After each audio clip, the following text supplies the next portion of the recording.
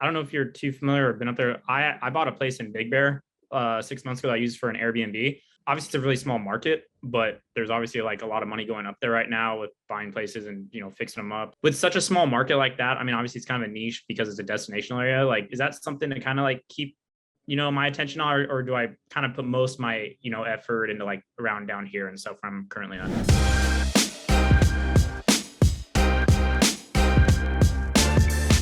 Great question. I like to play where there's a lot of traffic. Yes, there is a lot of activity going on in Big Bear, but think of it this way.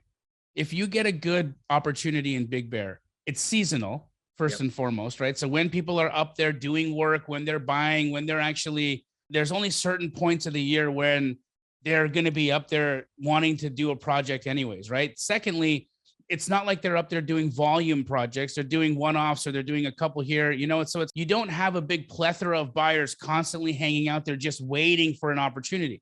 They do a deal in Big Bear when they get a deal in Big Bear, right? So is it a smart place to focus a bunch of action or activity on your end? It's going to lead to an inconsistent business.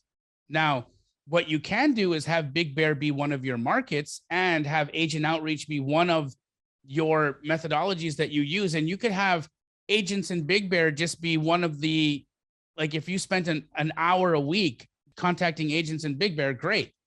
But I wouldn't focus on it as your primary area because A, you're not going to have enough action over there for it to be consistent.